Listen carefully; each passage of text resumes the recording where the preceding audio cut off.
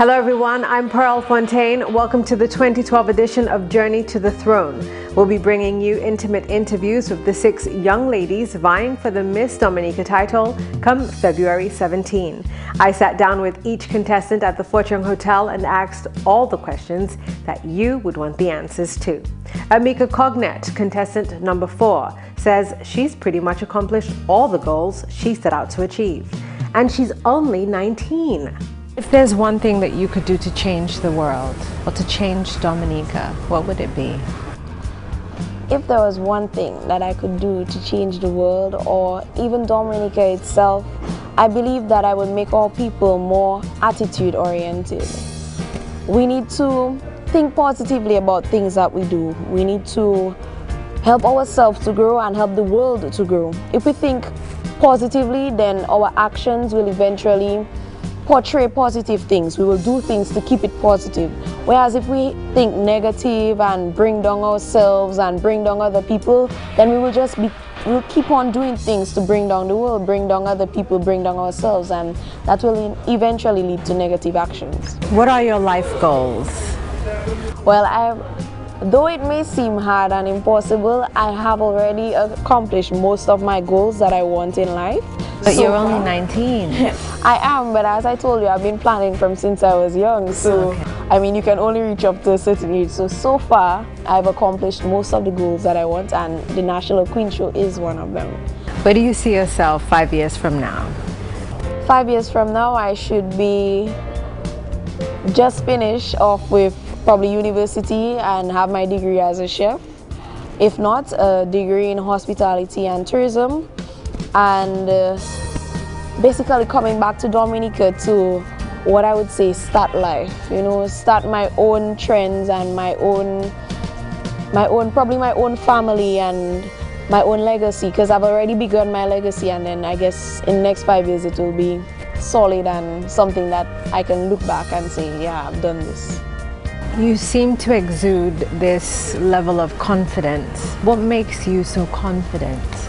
Well, of course, experience has made me confident in myself, because I know my potential, and I know when I put my mind to it and I do my best, then it will be my best and it will be the best. So that has kept my head going and keeping me strong. Also, I have role models who I look up to, and when I see how confident they are and from the roughs that they've been through and they've succeeded and gone through it, then that keeps me up and saying that if they can go for it, then I can do it too, and probably even better. Who are your role models? Well, of course, the late Michael Jackson. Oh, wow. Is of course one of my role models. I just like the fact that he strived for world unity in most of his songs and tried to make the world a better place, as he would say. And of course, Our Lady of Song, Miss Ophelia Murray. She is, of course, she has touched my life so much, because growing up, I knew her as a Lady of Song. I mean, now she's still Our Lady of Song, and seeing the way that she has the charisma on stage and being able to compose herself so well everywhere that she goes, I always tried to emulate, trying to compose myself and being, not what they will say perfect, but being a young lady when I go out. Do you have a mentor? At present, no. Okay, so the pageant, the National Queen Show. Why did you choose to enter this pageant? Well, of course, I have taken part in a few other pageants prior to the National Queen Show, and I was successful in all of them. So so that was basically my motivation to want to be in the Queen Show, to say, okay, well, I've done this before, and the Queen Show is the big grand opportunity to show off that, yes, I can do this. Also, I grew up as a tomboy.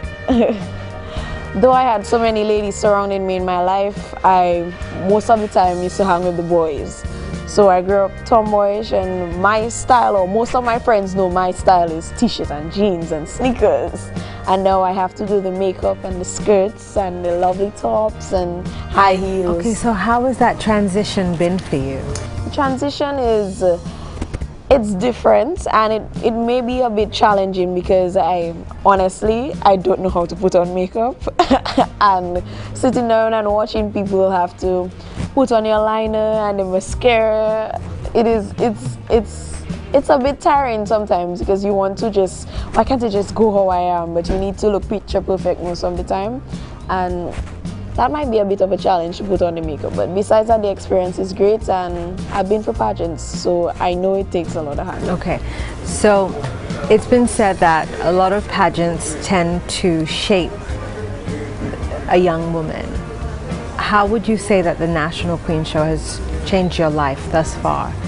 Well, of course, I would like to say it has changed my life, and I do believe that it shapes the life of a young woman, because as I said, I grew up as a tomboy, and I believe leaving the competition, after the competition, I will be more feminine oriented and being able to carry myself better as a young lady. Of course, I might be able to apply makeup, and not just apply makeup, but maybe being able to offer another young lady the chance to take part in the National Queen Show pageant, and probably being that support system for them. Who is the most important person in your life? The most important person in my life right now, I would really like to say, is my grandmother, because through thick and thin, she's there. When I need advice, she'll be there. Or a shoulder to cry on, she's there. And I mean, not just in terms of that support system, but she tries to make me keep my head up. So no matter what's going on, she'll say, Amika, you know you have the confidence to do it. You know your potential, and don't let what anybody else bring you down. Anybody else says bring you down. So she has just been the backbone for most of the decisions that I make in my life, or most of the competitions that I plan on going into. Though she may not be for it, but she would give me the motivation to try it out, to do my best in it. And when she realizes that I succeed in it, she tries to make me keep on going, and I'm sure she's very proud of you. I think so too. Can you highlight one problem facing our society now where the youth is concerned, and what would your suggestion be to changing that problem? One problem I see that the youth are facing right now would be a problem with technology. Technology in terms of we are becoming lazy as to how we see technology. It's like right now, instead of walking to go and get what you have to text, hey, you can get that for me, or something like that. And I think that it has made society a bit lazy.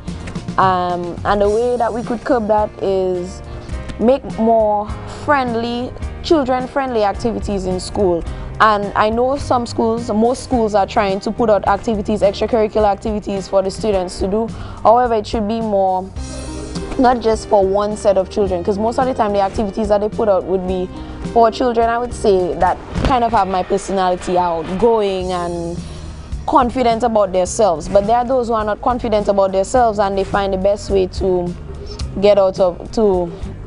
put themselves out there on the map. They will stay behind the technology, so they can say all what they have to say online. They can tell you all what they have to tell you through technology and stuff. And even just staying home and call and say, hey, I would like to order pizza or something like that, instead of actually getting out there and being social and socializing with others. So I think there should be more activities to make these children aware of the social life that is out there. It's been said that the Dominican population is not a reading population. Do you agree with that? I wouldn't agree completely. They read, they just don't read what most people might find uplifting. I think they read more of the negative comments, or more of the novels that are not, or books or literature that is not uplifting to society. However, if they read more positive novels or pieces that were uplifting to society or could help our society, and not just our society but themselves, I think we would be considered the more reading public. But I think they read, just maybe not enough. Okay, so can you tell me the name of the last book you read? The last book I read, sadly, would have to be probably since high school. I don't like to, okay, I'm not the reading type, but I'm the writing type.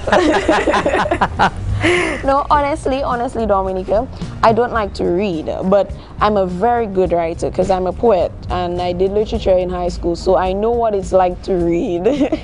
I'm just not the reading type. I like to see things. I'm the picture type, the visual type, not the sit and read and all that. But I do read, not all the time. I just don't like novels. Novels don't attract me. It has to be very entertaining to attract me, like the topics or title has to be very entertaining.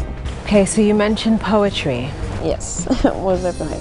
How did that come about in your life?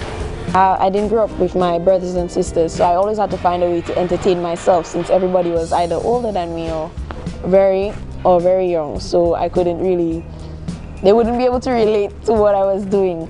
So that was a way of expressing myself, and from a very young age, due to my background raising up with my auntie and uncle, and especially my uncle, Mr. Arsene Shillingford, I had to be on cue with my English and ensure that I dotted my I's and my T's and that I spoke well.